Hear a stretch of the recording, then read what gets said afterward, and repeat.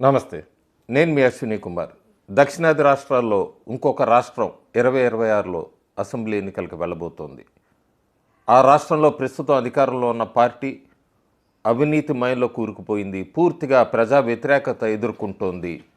ఆఖరికి గవర్నమెంట్ ప్రభుత్వ ఆసుపత్రిలో కూడా ఒక మహిళ ప్రెగ్నెన్సీ డెలివరీ కోసం వస్తే అక్కడ నర్సులే ఆమెని ఆ డెలివరీకి ప్రయత్నించారు. ఆఖరికి ఆమె ప్రాణం కోల్పోయింది. ప్రభుత్వ ఆసుపత్రులు మొత్తం కూడా గాంజాతో నిండిపోయింది. గంజాయి మొత్తం ఎక్కడ చూసినా కూడా మర్డర్లు అని చెప్పచ్చు, హత్యలు, ఇలాంటి హత్యలు జరుగుతున్నాయి.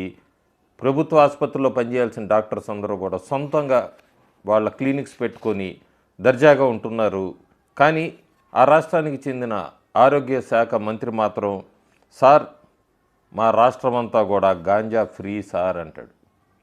ఆ రాష్ట్రం చాలా ముఖ్యమైనది. ముఖ్యంగా బీజేపీ పార్టీకి ఎప్పటి నుంచో కూడా ఆ రాష్ట్రంలో ద్రవిడియన్ పార్టీస్ అని చెప్పుకుంటూ ఒకరి తర్వాత ఒకళ్ళు వస్తున్నారు. ఆ రాష్ట్రంలో పాగా వేయాలని ప్రయత్నిస్తోంది. 2026లో ఏమన్నా అనుకున్న ఫలితాలు సాధించగలదా? బీజేపీ ఆ రాష్ట్రంలో అధికారంలో ఉన్న పార్టీని ఢీ కొట్టడానికి చాలా పార్టీలని తనతో కలుపుకొని ఎన్డీఏ ఫామ్ అయింది. నేను మాట్లాడుతున్న రాష్ట్రం తమిళనాడు రాష్ట్రం. తమిళనాడు రాష్ట్రంలో ప్రధానమంత్రి నరేంద్ర మోడీ పోల్ క్యాంపెయిన్ మొదలు పెడుతున్నారు. ఎన్డీఏ తమిళనాడులో ఫామ్ అయ్యాక చాలా పార్టీలను కలుపుకొచ్చారు. తమిళనాడులో చాలా పార్టీలు ఉన్నాయి. ఏ పార్టీలకు ఆ పార్టీలు డిఎంకే లేదా కాంగ్రెస్ కూటమి ఇటు ఎన్డీఏకి మద్దతు తెలిపినాయి. రెండు పార్టీలు డిఎండికే, అట్లాగే actor turned politician Vijay TVK, వీళ్ళిద్దరూ ఎటువైపు ఉంటారనేది ఇంకా తేలాల్సింది అవసరం ఉంది. డిఎండికే ఎన్డీఏతో ఉంటే కనుక శుక్రవారం నాడు ప్రధానమంత్రి నరేంద్ర మోడీ సభ లోపల ప్రేమలత ఆవిడ ఎన్డీఏలో జాయిన్ అవుతున్నామని చెప్పాలి. ఒకవేళ డిఎంకేతో ఉంటే కనుక ఆ డెసిషన్ అన్న కూడా మోడీ సభ నడుస్తున్నప్పుడు ఆమె స్టాలిన్ దగ్గర స్టాలిన్ సమక్షంలో మా మద్దతు అని తెలుపుతారని, ఈ రెండిట్లో ఏదో ఒకటి ఉంటుందని ప్రస్తుతానికి పరిశీలకులు భావిస్తున్నారు. టీవీకే విజయ్ మీద కూడా రాహుల్ గాంధీ ఫోన్ చేశాడని, కాంగ్రెస్తో పొత్తని, స్టాలిన్తో పొత్తని, లేదా కాంగ్రెస్ టీవీకే వెళ్తుంది, బీజేపీ టీవీకే వెళ్తారు, ఎన్డీఏ టీవీకే వెళ్తారని చాలా ఊహాగానాలు వచ్చినాయి.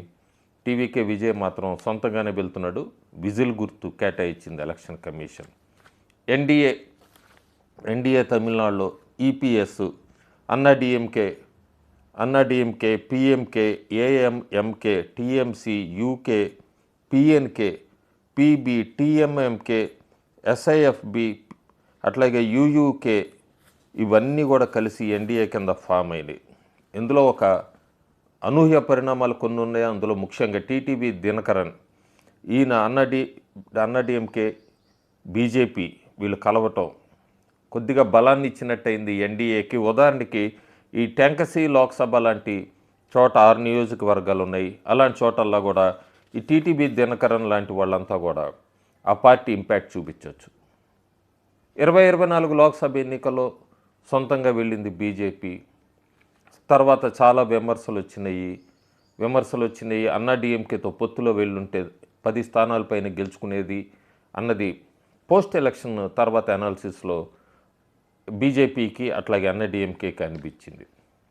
బీజేపీ ఓట్ షేర్ పెంచుకుంది కానీ స్థానాలు సంపాదించుకోలేకపోయింది తమిళనాడులో. ప్రస్తుతం ఆ సమయంలో ఒక వ్యక్తి మీద చాలా విమర్శలు చెలరేగినాయి. ఆ వ్యక్తి బీజేపీని తమిళనాడులో ప్రతి గ్రామంలోకి తీసుకెళ్ళాడు, చాలా కష్టపడ్డాడు, ర్యాలీలు చేశాడు, పాదయాత్రలు చేశాడు, మీటింగులు పెట్టాడు. దిమ్మలు అంటాం అలాంటిది ప్రతి ఊర్లో బీజేపీ అంటే ఏంటో తెలిసేట్ చేశాడు. ఎందుకంటే తమిళనాడు లాంటి రాష్ట్రంలో నోటా పార్టీ కింద ఉండే బీజేపీని అనూహ్యంగా 2024 లోక్సభకి మంచి ఓట్ షేర్ పెంచగలిగాడు. ఆ వ్యక్తిని లోక్సభ ఫలితాల్లో బీజేపీ ఒక్క సీటు కూడా సంపాదించలేకపోయింది అంటూ విమర్శలు చేశారు. చాలా విమర్శలు చేశారు. విమర్శలు చేశాక అతన్ని పక్కన పెట్టింది బీజేపీ నాయకత్వం. అయిపోయిందన్నారు ఆ వ్యక్తిని. అన్నాడీఎంకేని ఎక్కువ ఆ వ్యక్తి కన్నా బీజేపీకి అన్నారు. ఎలియన్ స్ట్రాటజీ అంతా కూడా ఫినిష్డ్ అన్నారు. ఆ వ్యక్తే ఫినిష్డ్ అన్నారు. ఇంకా రకరకాల విమర్శలు చేశారు. కొంతమంది బీజేపీ సింపథైజర్స్ అయితే తెలంగాణలో బండి సంజయ్ని తీసేశారు, అట్లాగే తమిళనాడులో ఈ వ్యక్తిని కూడా తీసేశారు. ఇంకా దక్షిణాదిని బీజేపీ బతకదన్నారు. తమిళనాడులో ఆ వ్యక్తి పేరు అన్నామలై. అన్నామలైని ఆ నిమిషాన్ని ఎందుకు పక్కన పెట్టారు? 2026 అసెంబ్లీ ఎన్నికలకు వచ్చేటప్పటికి అతని పాత్ర ఏంటి? పూర్తిగా ట్రాన్స్ఫర్మేషన్. ప్రతి అడుగు వెనుక ఒక వ్యూహం ఉంటుంది బీజేపీ. ఆ సమయంలో లోక్సభ ఎన్నికల తర్వాత అన్నామలైని పక్కన పెట్టడానికి కారణం అన్నా డిఎంకే బీజేపీ పొత్తులోకి రావటం కోసం అన్నది ప్రస్తుతం మనకు అర్థమవుతుంది. ఎందుకంటే అన్నామలై బీజేపీ ప్రెసిడెంట్కి ఉన్న బీజేపీలో యాక్టివ్ రోల్ ఉన్న ఈపీఎస్కి లేదా అన్నా డిఎంకే పార్టీకి ఇష్టం లేదు. తాత్కాలికంగా అన్నామలైని పక్కన పెట్టారు. పక్కన పెట్టి అన్నా డిఎంకేని బీజేపీలోకి వచ్చేంత వరకు అతని రోల్ని అట్లాగే ఉంచారు. ఒక్కసారి పొత్తు కన్ఫర్మ్ అయ్యాక మళ్ళీ అన్నామలై తెర మీదకి వచ్చాడు. ముఖ్యంగా టీవీ దినకరన్ లాంటి పార్టీ వాళ్ళని వీళ్ళందరినీ కూడా ఎన్డీలోకి తీసుకురావటంలో అన్నామలై పాత్ర చాలా ఉంది. అప్పటిదాకా సోషల్ మీడియాలోనూ అంతా అక్కడ తమిళనాడులో డిఎంకే పార్టీ వాళ్ళు లేదా బీజేపీ వాళ్ళు అన్నామలైని పక్కన పెట్టారు. సర్కాస్టిక్గా విమర్శలు చేసిన వాళ్ళందరూ కూడా ప్రస్తుతం అన్నామలై వాళ్ళ దృష్టిలో చాణక్యుడి కింద కనబడుతున్నాడు. ఓ పెద్ద రోల్ ప్లే చేయబోతున్నాడు అన్నామలై అంటూ కూడా ట్వీట్స్ పెడుతున్నారు. అవే అకౌంట్స్ వాళ్ళే. వీళ్ళందరూ కూడా ప్రస్తుతం అన్నామలైని మెచ్చుకుంటున్నారు. తెర వెనక నుంచి మొత్తం రాజకీయం నడిపాడు అన్నామలై. దానికి పూర్తిగా అతన్ని మెచ్చుకుంటున్నారు. ఇప్పుడు అతను అందరూ కూడా గొప్ప పర్సన్ తమిళనాడు బీజేపీకి అని చెప్తున్నారు. అందుకే అన్నామలైని అస్సలు అండర్ ఎస్టిమేట్ వేయాల్సిన అవసరమే లేదు. తమిళనాడుకి సంబంధించి ముఖ్యంగా బీజేపీకి సంబంధించి ఒక వనవాసి పూర్తి అయింది అని చెప్పచ్చు. అన్నామలైది 2024 నుంచి పూర్తిగా ఆయన రస్మలై అంటే మహారాష్ట్రలో మనం చూసాం. బిఎంసీ ఎన్నికల్లో ఎట్లా రాజ్ ఠాకరే వాళ్ళందరికీ ఒక గట్టి దెబ్బ చూపించాడు. ఏఆర్ రెహమాన్ గురించి కూడా ఆయన ఇచ్చిన స్టేట్మెంట్ మీద కూడా తమిళియన్స్ ముఖ్యంగా ఆయన మెచ్చుకున్నారు అన్నామలైని. ప్రస్తుతం ఈ తమిళనాడు అసెంబ్లీ ఎన్నికలు వచ్చేటప్పటికి దేశం మొత్తం అతని వైపు చూసేట్టుగా అనూహ్యంగా పొత్తులన్నింటిలో కూడా అతని మధ్యవర్తిత్వం ఉన్నదన్నది ఎవరు కొట్టి పారేయలేం.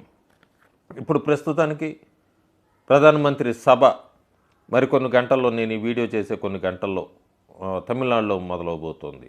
ఎక్కడ మళ్ళీ అన్నామలై పోటీ చేయాలి. కన్యాకుమారియో లేకపోతే నాగర్కోయిల్ బీజేపీకి మంచి పట్టుంది, అక్కడ ఎమ్మెల్యేగా పోటీ చేయాలి. విజనరీ లీడర్ అంటూ కూడా అన్నామలై మద్దతుదారులు పెద్ద ఎత్తున ఫ్లెక్సీలు ఇవన్నీ కూడా అరేంజ్ చేస్తున్నారు అక్కడ ప్రధానమంత్రి మోడీ సభ ముందు. మోడీకి అమిత్ షాకి ఎప్పటి నుంచో కూడా అన్నామలై మీద నమ్మకం ఉంది. చాలాసార్లు చూసాం మనం ప్రధానమంత్రి నరేంద్ర మోడీ అన్నామలై భుజం మీద తట్టడము, అన్నామలైకి సెకండ్ ఇవ్వటం, అమిత్ షా కూడా అన్నామలైతో పిలిచి చర్చలు జరపటం. అన్నామలై, అమిత్ షా, మోడీ ముగ్గురు కలిసి వ్యూహం పన్నారు తమిళనాడులో ఎన్డీఏలోకి ఏ పార్టీలు తీసుకురావాలని. ఇంకా ఓపీఎస్ ఒక్కడు మిగిలాడు. చూడాలి ఆయన రోల్ ఎలా ఉండబోతోంది ఏంటి అనేది. ప్రస్తుతానికి బీజేపీ హెడ్ క్వార్టర్స్ అయితే చాలా బాగా తెలుసు అన్నామలై ఒక ఫైటర్ అని. అన్నామలై ఫైట్ చేస్తే బీజేపీ మాస్ మొత్తం కూడా కదులుతుంది. తమిళనాడులో ఉన్న ఓట్ షేర్ వరకు ఎంత ఓట్ షేర్ ఉంటే అంత మొమెంటం ముందుకు వెళ్తుంది అన్నది వాళ్ళకి బాగా తెలుసు. క్యాంపెయిన్ చేయాలి అన్నామలై అనుకున్నారు. అన్నామలై రంగంలోకి దిగాడు.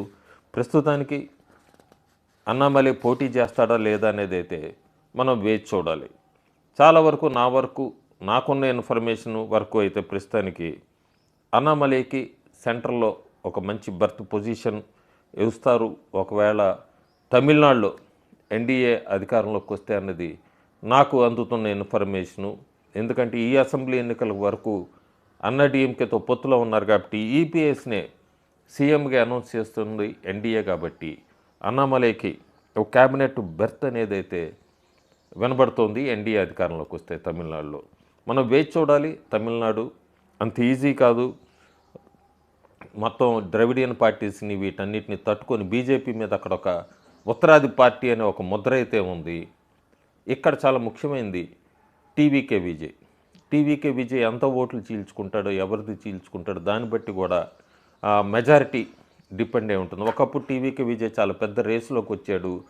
గత కొన్ని రోజులుగా ఆయన కూడా వెనకపడ్డాడు. కాకపోతే జనవరి 26 నుంచే 28 నుంచో ఒక 10 రోజులు రాష్ట్ర పర్యటన విజయ్ కూడా మొదలు పెట్టబోతున్నాడు.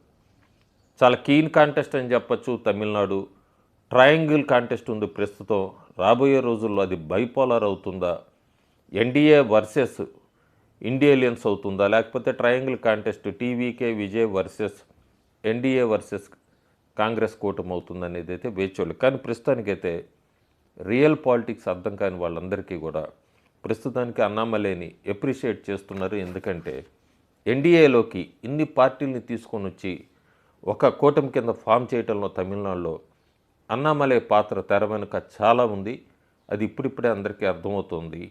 ఆ రోజు బీజేపీ ప్రెసిడెంట్కి ఎందుకు పక్కన పెట్టారు, ఈరోజు మళ్ళీ ఎన్నికలు సమీపిస్తున్న కొద్దీ అతని తెర మీదకి యాక్టివ్గా ఎందుకు తీసుకొచ్చారు, ఈ మధ్యలో ఏం జరిగింది, ఇవన్నీ కూడా అర్థం కాని వ్యూహాలు. అమిత్ షా, అన్నామలై వీళ్ళు తెలంగాణలో మాత్రం ఎన్డీఏని ఒక పెద్ద శక్తిగా అవతరించడంలో వీళ్ళిద్దరూ కీలక పాత్ర పోషించారు. ఫలితాల కోసం అయితే మనం వేచి చూడాలి. Thank you.